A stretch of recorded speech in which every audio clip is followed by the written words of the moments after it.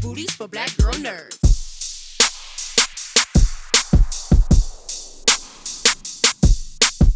Hi, guys. Hi, Thank you so much for taking the time to speak with me. I really appreciate it.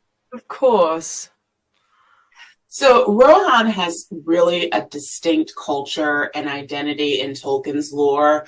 How did you connect to that as an actor and bring that into your performance? I mean, I've got so much to base it on, and because I am an ancestor of Eowyn, she had a huge impact on my performance.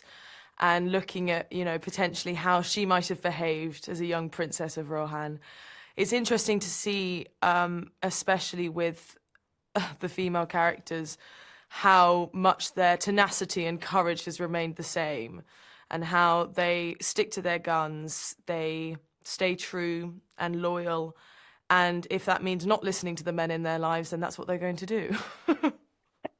And it normally ends And up really working out for them. it does, and I love seeing that in this incredible film, and we need to see more of those kinds of roles for women. Absolutely. Um, live action and animation. So that's amazing. Can you share some insights into your character's journey and how do they fit into the larger story of Helm Hammerhand and Rohan? So Héra, obviously is the youngest daughter of Helm. He lovingly refers to her as his tearaway child.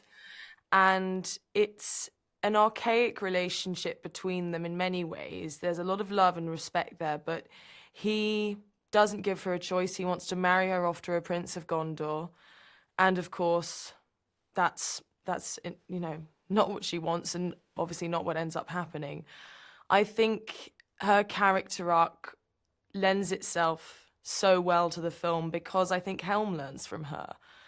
And I think Helm learns so much. And, really listening is one of them and being faithful. And I think trusting her and trusting her judgment. And towards the end of the film, that trust is fully placed on her shoulders. So I think in many ways it humanizes Helm, who we read in the books as being the strongest man that the kingdom has ever seen, and quite an ominous and scary figure. And I think this paints him in a much more loving light and as a wonderful father.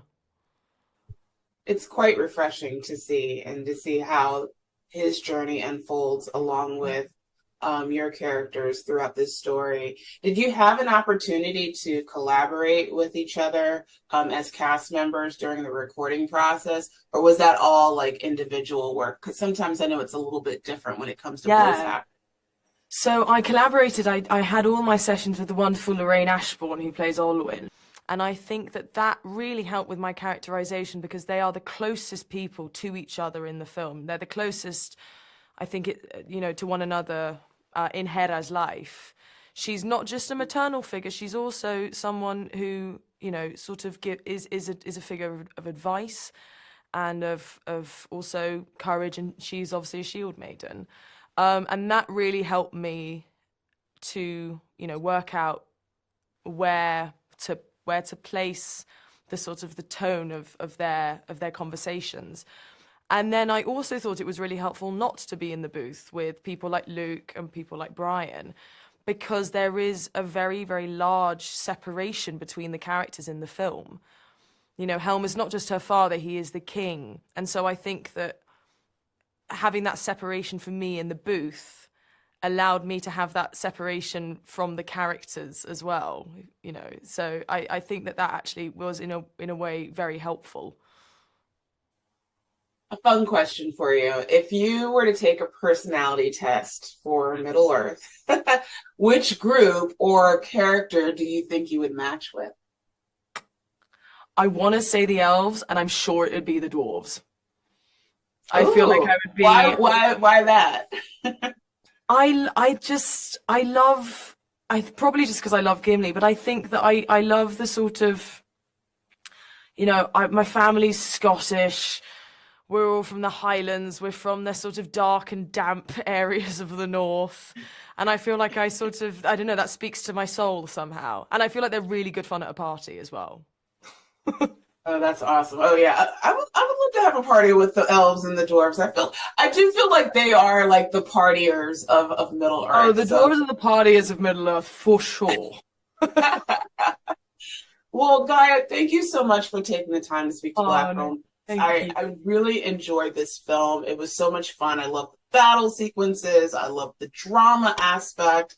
It was an emotional roller coaster. I can't wait for everybody else to see it. So thanks again for your time, and I hope to talk to you again in the future. Thank you so much. Have a lovely day. Bye. Are you by yourself? Is it just the two of us? It's just the two of us. Okay, all I right. was about to burst into song. You know, I was about to burst into song. I'm not, but it is just the two of us. Well, listen, I'm here for a song, so I'm okay with that. Trust me, you don't want that. Well, thank you so much for taking the time to speak to Black Girl Nerds. I really appreciate it. I absolutely love this series. I'm a big fan of all animated stuff and all anime, and I loved your character. Did you immerse yourself in the Tolkien's lore for the role, or did you rely on the script and the direction in order to guide your performance? A combination of the two. I mean, like initially, I had been immersed in Tolkien lore because I was a fan. So that was in me long before I'd even been asked to audition for this. But then, of course, when the part comes through, you go back and you remember and you recite all your old fandom. And then, of course, in addition to that, we had wonderful direction from Kenji, but we also had Philippa behind the scenes as a mentor and as a source of encyclopedic knowledge. Any questions you may have about Middle Earth, any era, she will have the answer at the tip of her tongue. So then you just do end up immersing yourself in the lore as well as the direction that's coming to you on the day. So it was a combination of all the above. I love that. And you can tell it definitely translates for us audience members that are watching this. Did you draw on any specific inspirations or influences while you were crafting the voice and personality for your character? Well, we went back and watched, I think it was the Two Towers in particular, because we spent a lot of time in Rohan, obviously in the Two Towers. And when it comes to the voice and the accent in particular, you start to pick up on little nuances that were very apparent in the original films. We wanted to honor that. So ours start to become a bit more like tapped and Gaelic, whereas consonants become very tapped. And of course, we had Elvish instructors as well to make sure that when that cropped up, we got, yeah, look at you. I knew you'd get excited by that. Yeah. Yeah, an Elvish instructor. I'm not fluent, just for the record, I'm not fluent. Okay, I was going to ask. Don't ask me to translate or to recite. But that was always fun. And when you're having a meeting with someone who's like fluent in Elvish, like, what on earth? What could be the benefit of this? And then, of course, they come up on the Zoom. And in the background, you know how some people have a different background on their Zoom calls. You know, the background of this person is there's about 14 Oscars on their shelf. You think, that's the currency. There will be something to come of this if you do learn Elvish and you commit yourself to Tolkien's lore. It can lead to wonderful places, which it has done for Philippa and the team, evidently. It's so fascinating that there's a whole language around that's been crafted and created, and there's, a fandom of folks that really are fluent in it. So I've never known a fandom like this. I mean, as soon as it was announced, people were. As soon as I was announced I was playing Freyla, the DMs were going crazy because people wanted to know this, wanted to know this, and wanted to know that. It's like, I don't have these answers yet. Give me some time. Give me some time to get into under the. You gotta learn for us. You gotta help us with them. Yeah. But hopefully you've been served. But yeah, I've never known anything like it. But it is very inspiring to know that some people care so much about this world, and I feel so honored and privileged to be invited to be a part of it. Yeah, it resonates with all of us. A lot of us grew up on these books and watched these movies throughout the years. And knowing that this is a Lord of the Rings project, did you feel any extra pressure or excitement stepping into this world? Again, both of those things. Excitement, yes. Immediately, it was a sense of elation, having been a fan for, a good 20 years. And then the pressure starts to become real when you walk into the booth and you're like, okay, there's some very, very significant people here, and there's a significant story being told. There's Easter eggs relating to characters that you grew up with, and you're serving this new chapter of this story's, well, I guess history, the history of telling this story. So the pressure does start to mount, and then it fades, and then it comes back, and then it fades, and it comes back. None of it is really completely and utterly sunk in. I don't think it will entirely, and that's okay. I'm quite happy with this paroxysm of elation and pressure and surrealism that's going on right now. Overall, though, I'm delighted. Well, we're delighted for you. This was an incredible project to witness. I can't wait for everybody else to see this story. I love the battles that happen, the drama that ensues.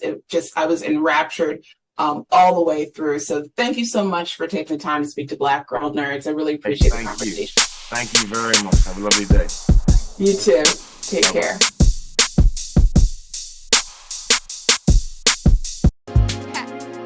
Better shake your booties for Black Girl Nerds. Better shake your booties for Black Girl Nerds.